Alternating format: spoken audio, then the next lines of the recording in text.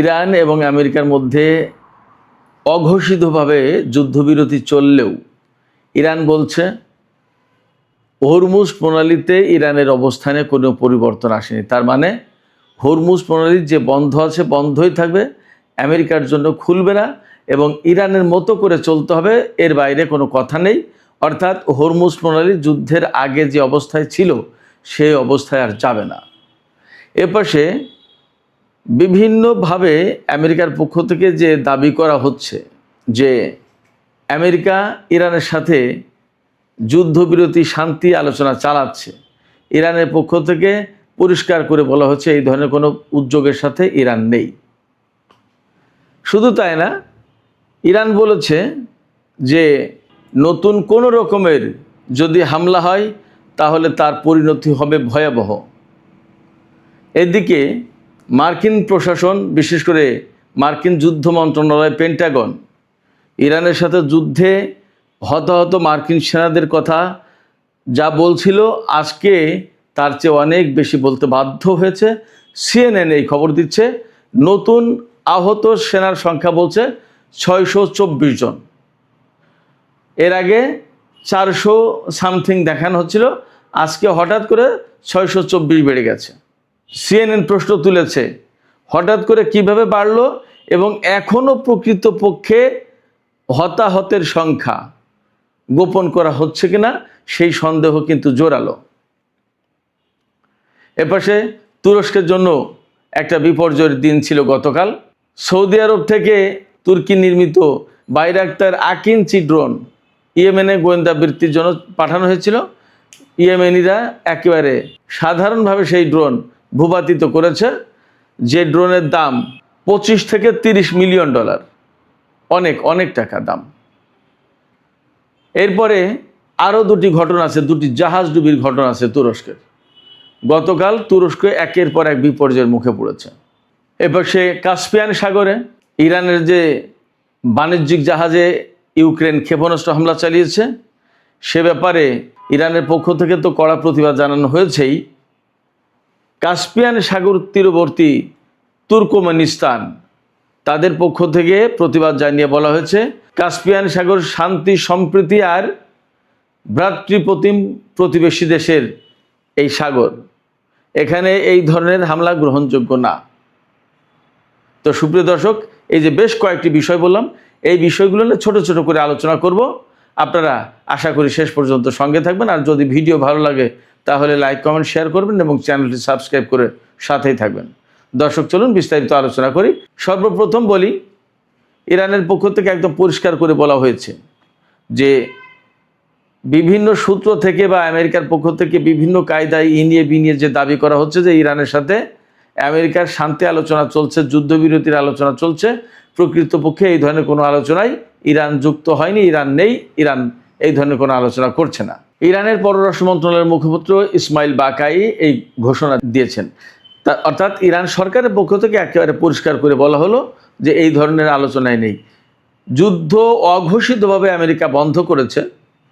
Iran বলছে যে তারা যুদ্ধ শুরু করেছে, কিন্তু যুদ্ধ এখানেই শেষ না।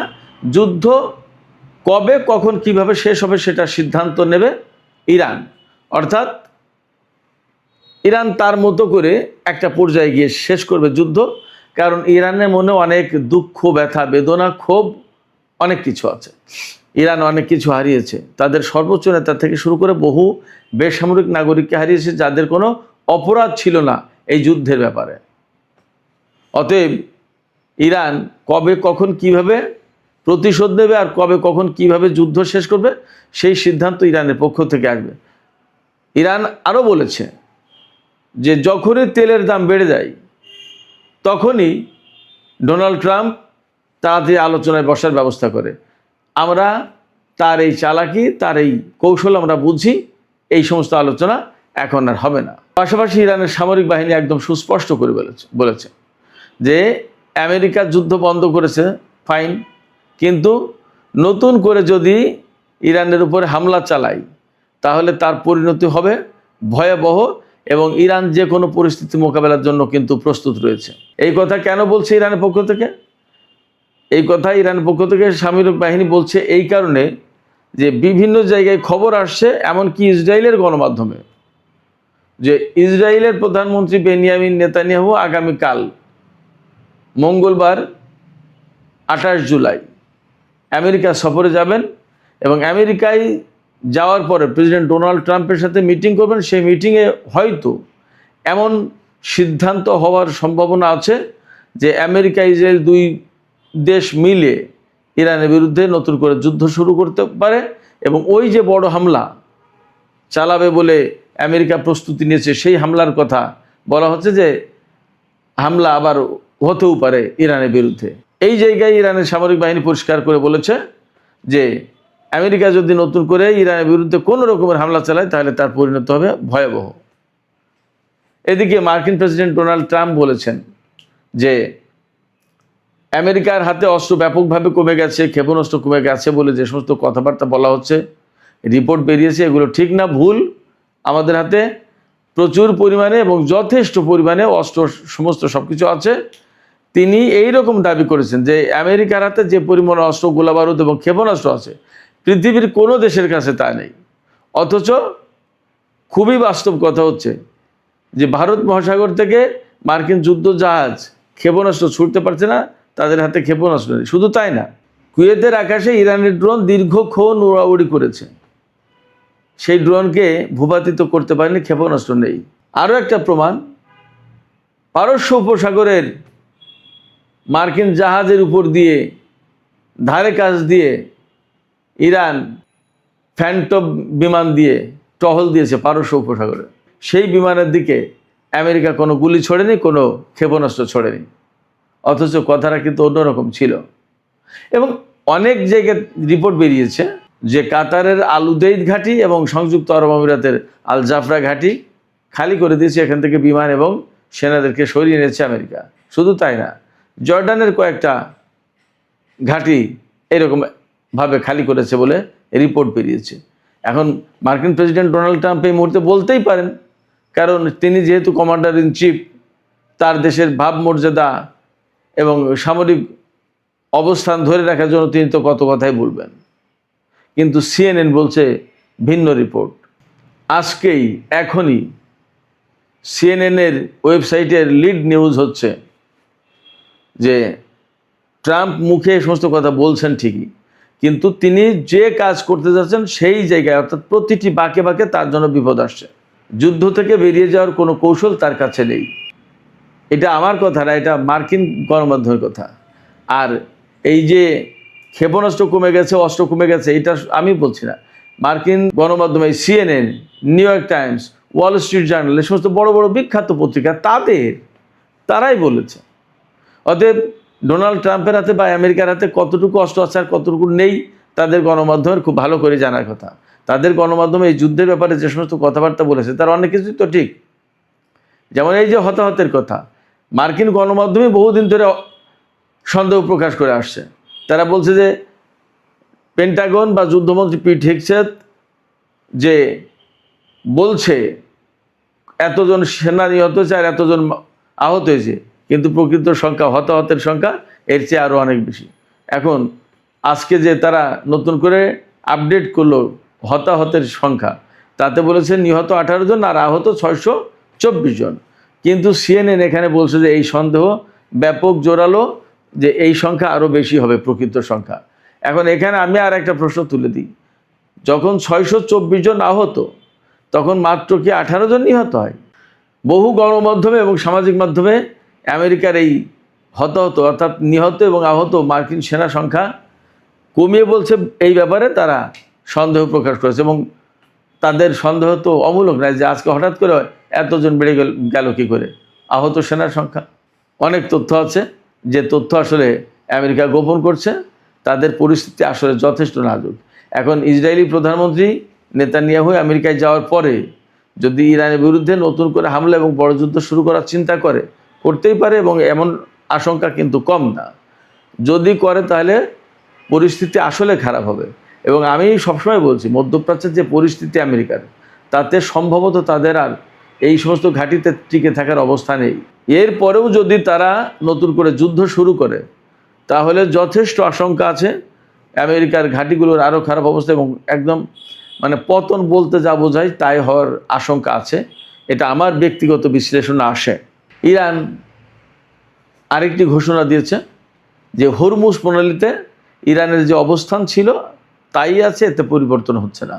অর্থাৎ ইরান বলেছে কি যে হরমুজ প্রণালী আমাদের, এটা আমরা ম্যানেজমেন্টের দায়িত্বে থাকবো, টোল নেব কি নেব না সেটা আমরা সিদ্ধান্ত নেব, কোন পথে জাহাজ চলাচল করবে সেটা আমরা ঠিক করে দেবো, এর বাইরে কোনো কথা হবে না, এখানে কর্তৃত্ব নেতৃত্ব আমাদের হাতে থাকবে। এই জায়গা থেকে ইরান সরেনি, বলছে যে আমাদের অবস্থান ঠিক আছে এবং হরমুজ প্রণালী একেবারে নির্দ্বিধায় সবাই যাতায়াত করতে পারবে, গড়ের মাঠ ওপেন টু অল, নো, এরকম থাকবে না। বলেছে যে যুদ্ধের আগে হরমুজ প্রণালী যেমন ছিল তেমন আর কখনো কোনোদিন হবে না এবং এখানে কার জাহাজ যাবে, কোন জাহাজ কত টোলে যাবে, কোন পথে যাবে, সমস্ত সব কিছু ইরান নির্ধারণ করবে বলছে। সাম্প্রতিক দিনের যে যুদ্ধটা, এই যুদ্ধটা কিন্তু বেসিক্যালি হরমুজকে কেন্দ্র করে। হরমুজ প্রণালী দিয়ে ইরান বলেছে যে এই রুটে জাহাজ চলাচল করবে, আর আমেরিকা বলছে যে না, এই আর একটা ওমান উপকূলের দিক দিয়ে একটা রুট, বলছে যে এই রুটেও জাহাজ চলাচল করবে। সেখানে মাইন পেতে রেখেছে ইরান, গেলে জাহাজ গেলে কোনোটা মাইনে বিস্ফোরণ হচ্ছে, আর কোনোটার উপর ইরান হামলা চালাচ্ছে, ক্ষেপণাস্ত্র হামলা, ড্রোন হামলা। আমেরিকা সে সমস্ত জাহাজের নিরাপত্তা দিতে পারছে না, ফলে হরমুজ প্রণালী কোনো মতেই সিকিউর না। এখন ইরানের কথা মতো চললে সিকিউর, না চললে সিকিউর না। ইরান যে পথে চলতে বলছে জাহাজগুলোকে, সেই পথে গেলেই শুধুমাত্র জাহাজ নিরাপদে যাওয়া আসা করতে হচ্ছে, এছাড়া না। অতএব হরমুজ প্রণালী এলাকায় ইরানের কর্তৃত্ব এই মুহূর্তে চ্যালেঞ্জ করে আমেরিকা যে নতুন কিছু একটা করবে, এখনও পর্যন্ত এরকম অবস্থা হয়নি। এরকম অবস্থা হবে কিনা সেটাও একটা প্রশ্ন। এর মধ্যে হরমুজ প্রণালীতে গতকাল তুরস্কের একটি তেলবাহী জাহাজ মাইন বিস্ফোরণে ধ্বংস হয়েছে। এপাশে সৌদি আরবের কাছে তুরস্ক বাইরাক্তার আকিঞ্চি নামে খুব দামি মূল্যবান ড্রোন বিক্রি করেছিল। সেই ড্রোন ইয়েমেনের আকাশে গোয়েন্দা বৃত্তি করতে গেছে আল জাওফ প্রদেশে। সেখানে ইয়েমেনের হুতি যোদ্ধারা বা সেনারা তারা খুব সাধারণভাবে সেই ড্রোনকে ভূপাতিত করেছে। এই ড্রোনটার দাম হলো 25 থেকে 30 মিলিয়ন ডলার, তার মানে 2.5 কোটি থেকে 3 কোটি ডলার, অনেক টাকা দাম এবং বেশ বড়। 1500 কেজি বিস্ফোরক বহন করতে পারে এই ড্রোন। 1500 কেজি মানে 1.5 টন, 37.5 মন। আর 24 থেকে 30 ঘন্টায় একটানা আকাশে উঠতে পারে, 40,000 ফুট উচ্চতা, অনেক উপর দিয়ে এই ড্রোন উড়তে পারে, খুব আকারে বড় ড্রোন। সেই ড্রোন ভূপাতিত করেছে। তুরস্কের জন্য এটা একটা সেটব্যাক, একটা দুঃস্বপ্নের দিন, খারাপ সময়। আর একটা ঘটনা ঘটেছে কৃষ্ণ সাগরে। ইউক্রেনের ওডেসা বন্দর থেকে তুরস্কের মালিকানাধীন একটি জাহাজ গিনি বিসাউয়ের পতাকা বহন করছিল, হয়তো কোনো পণ্য নিয়ে ওই জাহাজটা যাচ্ছিল কৃষ্ণ সাগর দিয়ে। বলা হচ্ছে রাশিয়ার ক্ষেপণাস্ত্রের আঘাতে সেই জাহাজ ডুবে গেছে এবং বেশ কয়েকজন নাবিক হতাহত হয়েছে। রাশিয়া বলছে যে আমাদের ক্ষেপণাস্ত্রে এই ধরনের ঘটনা ঘটেনি, বাট কৃষ্ণ সাগরে তুরস্কের একটা জাহাজ ডুবে গেছে, এটা বাস্তব কথা। তার মানে গতকাল তুরস্কের জন্য ভারী খারাপ সময় গেছে। হরমুজ প্রণালীতে জাহাজ বিধ্বস্ত, কৃষ্ণ সাগরে ক্ষেপণাস্ত্রের আঘাতে জাহাজ ডুবে গেছে, আর ইয়েমেনের আকাশ থেকে তুর্কি নির্মিত সৌদি আরবের মালিকানাধীন ড্রোন বিধ্বস্ত। তুরস্কের জন্য কোনো খবরই ভালো ছিল না। আরেকটি বিষয়, ছোট্ট বিষয়, আমি একটু কথা বলে শেষ করি। সিরিয়ার প্রেসিডেন্ট আহমেদ আল সারা ওরফে জুলানি, তিনি বলেছেন ইসরায়েলের সাথে একটা নিরাপত্তা চুক্তি করার ব্যাপারে কাজ চলছে এবং একটা পূর্ণাঙ্গ চুক্তি হবে তাদের সাথে, যাতে সিরিয়া নিরাপদ থাকে। ভাবতে পারেন খবরটা কি? ইসরায়েলের সাথে সিরিয়া নিরাপত্তা চুক্তি করে সিরিয়ার নিরাপত্তা নিশ্চিত করবে, অথচ আরব বিশ্বে একমাত্র দেশ ছিল সিরিয়া যারা ইসরায়েলকে স্বীকৃতি দিয়ে তার সাথে কোনো রকমের সম্পর্ক রাখার ব্যাপারে সবচেয়ে সিরিয়াস ছিল। রাখতে চাইতো না, রাখেনি। বাশার আসাদ অথবা তার বাবা হাফেজ আল আসাদ কেউই ইসরায়েলের সাথে সম্পর্ক করেনি। আর তুর্কি সমর্থিত ইসলামপন্থী সরকার ক্ষমতায় এসে ইসরায়েলের সাথে এখন পূর্ণাঙ্গ সামরিক এবং নিরাপত্তা চুক্তি করতে যাচ্ছে। বুঝতেই পারেন পরিস্থিতি কোথায়, কতটা দৈন্যদশা হলে এইগুলো করে। এবং তুরস্কি সমর্থিত সিরিয়ার সরকার কিন্তু তুরস্ক রাত দিন ইসরায়েলের বিরুদ্ধে যুদ্ধ করে বলে ঘোষণা দেয়। আর তার প্রিয় ভাজন যে তুরস্ক এই আহমেদ আল সারাকে সিরিয়ার ক্ষমতায় বসিয়েছে, তার প্রিয় ভাজন প্রেসিডেন্ট আহমেদ আল সারা ইসরায়েলের সাথে চুক্তি করতে যাচ্ছে। পরিস্থিতি এই। সুপ্রিয় দর্শক, এখনকার আলোচনা এখানে শেষ করতে চাই। আলোচনা শেষের আগে আমি আপনাদের কাছে প্রশ্ন করি, আসলে CNN যে খবর দিচ্ছে হঠাৎ করেই আমেরিকার প্রতিরক্ষা দপ্তর বা যুদ্ধ মন্ত্রণালয় পেন্টাগন তারা বলল যে 624 জন আহত হয়েছে ইরানের সাথে যুদ্ধ করতে গিয়ে, হঠাৎ করে বেড়ে গেল। তারপরেও তারা বলছে যে মার্কিন সেনা যে নিহত হয়েছে এবং আহত হয়েছে এই সংখ্যা এখনও কমিয়ে দেখা হচ্ছে বলে যথেষ্ট সন্দেহ আছে। আপনাদের কি মনে হয়? আপনারাও কি সন্দেহ করেন যে আসলে আমেরিকা কমিয়ে বলছে? আপনাদের মতামত জানিয়ে কমেন্টে লিখতে পারেন। আর ভিডিও ভালো লাগলে লাইক কমেন্ট শেয়ার করবেন এবং চ্যানেলটি সাবস্ক্রাইব করে সাথেই থাকবেন। দর্শক, এখনকার আলোচনা এখানে শেষ করতে চাইছি। আপনারা সবাই অনেক অনেক ভালো থাকুন। আল্লাহ হাফেজ।